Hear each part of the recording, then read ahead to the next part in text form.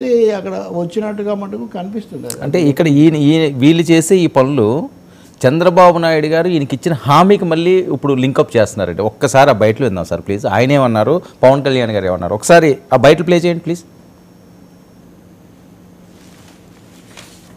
చంద్రబాబు నాయుడు గారు పవన్ కళ్యాణ్ గారు చేయకూడదని చెప్పి దానికోసం పనిచేసిన వ్యక్తి పవన్ కళ్యాణ్ గారు. అలాంటి వ్యక్తి అక్కడ పోటీ చేసినప్పుడు ఒక పొత్తు ధర్మంలో వర్మ గారికి ఇబ్బంది ఉంటుంది, కార్యకర్తలకు ఇబ్బంది ఉంటుంది. కానీ ఆ పొత్తును మనం నెరవేర్చవలసిన బాధ్యత కూడా ఉంటుంది. నేను అందుకే వారికి ఒక మాట చెప్పాను, మీరు ఎమ్మెల్యేగా రాలేరు కానీ ఆ నియోజకవర్గం తరపున మొదటి విడత లిస్టులో ఎమ్మెల్సీగా వారే ఉంటారు. శాసన మండలికి వస్తారు. శాసన మండలికి రావడమే కాకుండా రేపు భవిష్యత్తులో నాకు కూడా కొంత బాధ్యత ఉంది, క్షత్రియులకు న్యాయం చేయాలి. అలాంటి న్యాయం చేసే దాంట్లో ప్రమోషన్లో మొట్టమొదటిగా వర్మ గారు ఉంటారని చెప్పి మరొకసారి మీ అందరికి తెలియజేసుకుంటూ, ఇంకొక పక్కన కార్యకర్తలందరినీ కోరుతున్నా, ఈరోజు వర్మ గారంటే అభిమానంగా ఉండే ప్రతి ఒక్కరూ పవన్ కళ్యాణ్ గారిని గెలిపించుకోవాలి. అతిపెద్ద మెజారిటీ, చరిత్రలో ఎప్పుడు రానంత మెజారిటీ రావాలి. ఈ ప్రభుత్వ వ్యతిరేక ఓటు చేరకూడదని చెప్పి దాని రైట్. పవన్ కళ్యాణ్ గారు బయట ప్లే చేయండి.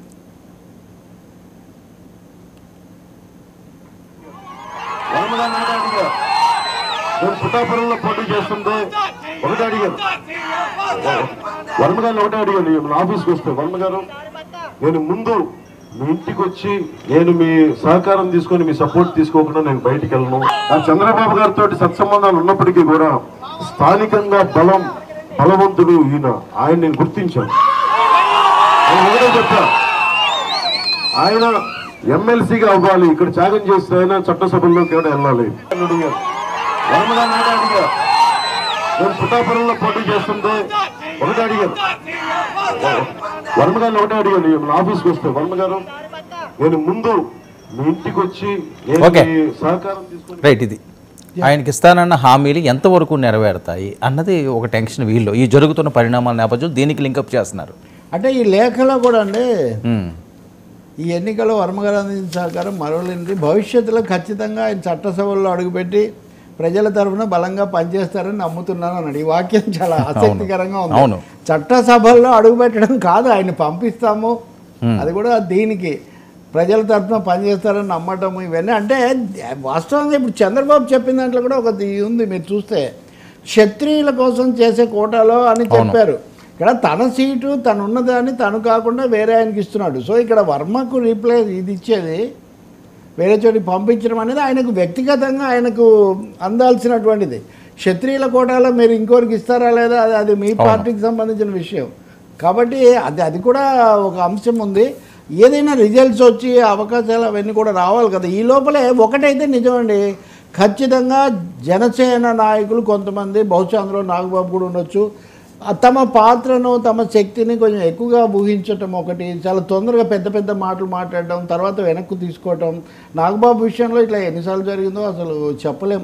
అందులో ఇప్పుడు వరుసగా ఈ అల్లు అర్జున్ విషయం కానీ ఇది కానీ కామెంట్స్ కొన్ని బయటకు వస్తుంటే చేయటం కానీ అంత తేలిగ్గా తీసుకోకూడదండి. రాజకీయాల్లో ప్రజాస్వామ్యంలో ప్రతి మాట కూడా ప్రతి వాళ్ళని కూడా ఇంక్లూజివ్ అప్రోచ్ అంటాం, కలుపుకొని పోయేది ఉంది. కానీ నేను మా తమ్ముడు లేదా మా అన్నయ్య మేము పెద్ద కాబట్టి మిగతా వాళ్ళు పెద్దగా బేఖాతారు అన్నట్టుగా ఎప్పుడు మాట్లాడకూడదు. ఇంకోటి హంబుల్గా be humble, it cost nothing అంటారు కదా.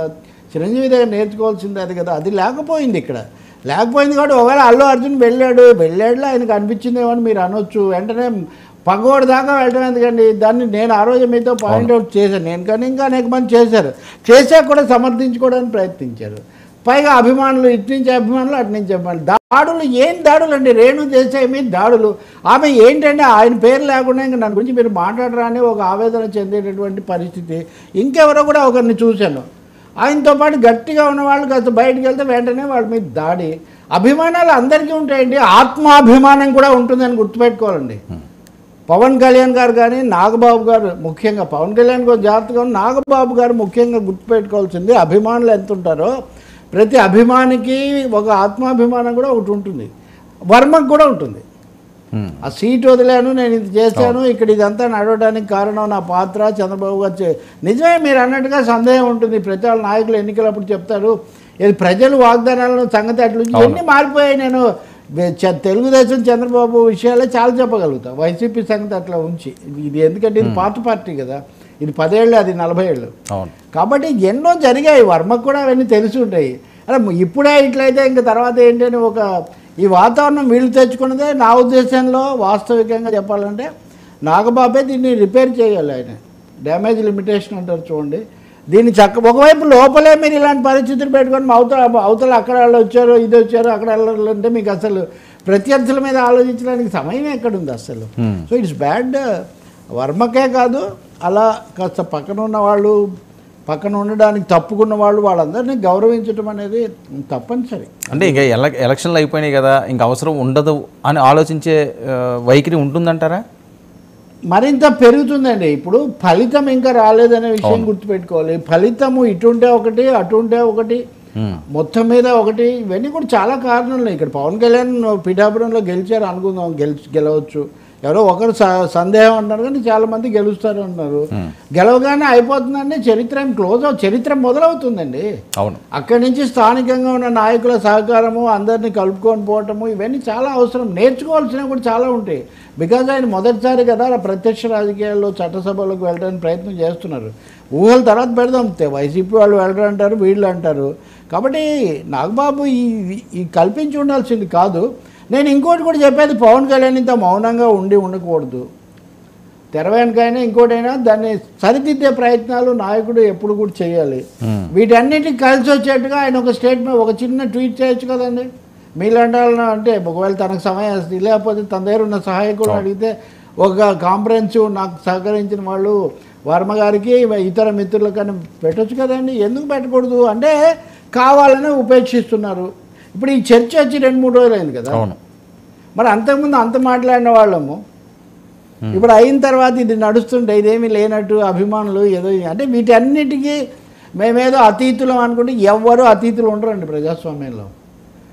మోదీని చూడండి, ఆయన 10 ఏళ్ళు దేశాన్ని పాలించిన వ్యక్తి ప్రతి చిన్న ఛానల్స్కు స్వయంగా కూర్చొని ये मेरा सौभाग्य है कि आप मुझे मिलने को आया అంటున్నాడు. ఎవరు వచ్చినా మామూలు చిన్న రిపోర్టర్, ఒక యంగ్ రిపోర్టర్ వస్తే కూడా ఏ మేరే సౌభాగ్య హై అంటున్నాడు దేశ ప్రధానమంత్రి. మిగతా విషయాలు పక్కన పెట్టి పబ్లిక్ రిలేషన్స్ ఎలా ఉండాలనేది ఈ విషయంలో నేర్చుకోవాల్సిన అవసరం ఉంది. Definitely that way Nagababu public రిలేషన్స్లో ఆయన నా మీద ఉదాహరణకు జర్నలిస్టుల మీద ఏదో రాస్తూ ఓ పాట పడ్డాడు, ఏబీకే నండూరి తెలకపల్లిని చూడు మనసాని. ఆ తర్వాత దాని ఏదో వేరే వాళ్ళ మీద విమర్శ ఉందని పక్కన పెట్టాడు అనుకోండి.